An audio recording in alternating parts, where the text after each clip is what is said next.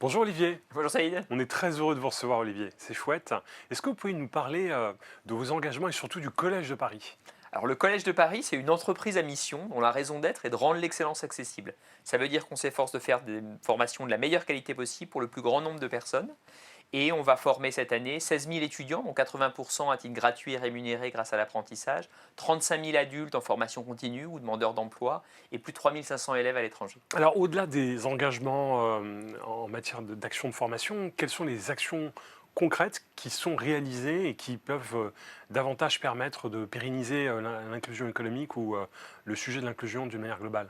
Alors, pour nous, il y a plusieurs axes. Le premier axe, c'est, j'allais dire, d'intellectualiser un peu la démarche. Donc, on a créé avec la Fondation Mosaïque une chaire inclusion économique et promotion de la diversité pour essayer d'instruire, de réfléchir à ces sujets-là. Puis après, il y a un autre axe, c'est l'inclusion tout au long de la vie. Parce que finalement, grâce à l'apprentissage et à l'école, on arrive à résoudre la première question qui est celle d'accès à l'emploi, où là, incontestablement, je trouve qu'on fait des progrès et qu'on progresse tous les jours. Mais quand on regarde le haut de la pyramide, quand on se dit il y a encore du boulot à faire, il y a encore des choses à faire pour que finalement l'accès à l'emploi c'est le service de base, mais comment on fait que les gens prennent du galon, réussissent, qu'on les retrouve dans les conseils d'administration, dans les comités de direction, dans les instances dirigeantes. Et ça, je pense que par la formation, par le travail avec les entreprises, par l'analyse aussi des success stories, par où sont passés ceux qui ont réussi, en se focalisant pas sur l'échec, mais sur les voies qui ont permis à certains de prendre l'ascenseur. C'est ça l'enjeu pour moi, c'est l'inclusion non plus seulement pour les jeunes, mais la diversité à tous les étages et à tous les âges. Alors ce thème en fait il est bien tombé par rapport à ce que vous êtes en train de nous raconter et ce que vous défendez. La juste place pour tous, qu'est-ce que ça vous inspire? Ça m'inspire en fait que forcément quand on fait une démarche d'inclusion, il y a une partie où il y a de l'effort. Nous on l'a vu dans l'apprentissage, hein, les entreprises qui se sont tournées vers les écoles du Collège de Paris, au début elles ont utilisé ça parce que c'était un levier pour plus de diversité, parce que ça correspondait à leurs engagements. Donc il y avait une démarche un peu volontariste.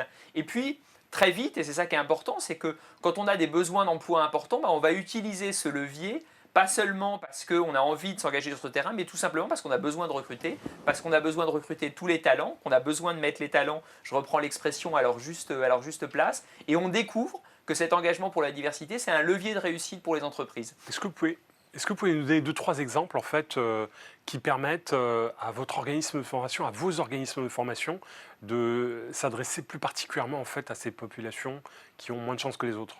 Alors oui, d'abord il y a la présence territoriale. Quand on lance cette rentrée Ascensia à Saint-Denis-Aubervilliers, on va amener une école sur le territoire où il y a les lycées, les écoles, les jeunes auxquels on parle. Alors, ça ne veut pas se dire que tous doivent rester leur vie durant et leurs études durant au même endroit, mais déjà il y a la question de la proximité. Donc cette installation à Aubervilliers, c'est un exemple. Il y a un deuxième exemple, c'est d'aller proposer des parcours de formation qui justement démultiplient les chances. Donc là, on s'est beaucoup investi, par exemple, aux côtés d'Europe Mobility, pour développer la mobilité des apprentis en Europe, pour que la mobilité internationale, ce ne soit pas l'apanage des formations des riches pour faire vite, mais que chacun ait accès à la mobilité internationale. Ça, on a fait partir plusieurs centaines de jeunes cette année, soit en mobilité courte, soit en mobilité longue, et ouvrir l'Europe et ouvrir le monde aux jeunes des quartiers populaires, je pense que ça, c'est quelque chose qui va contribuer et qui, du coup, va attirer ces jeunes, puisqu'ils vont se dire, tiens, en venant là, j'ai accès à tout ça. Bravo le Collège de Paris. Quels sont les messages que vous avez envie d'appuyer, utiliser pour pouvoir embarquer davantage, mobiliser davantage, à la fois en interne auprès de vos collaborateurs, de vos différentes écoles, mais également les autres parties prenantes externes?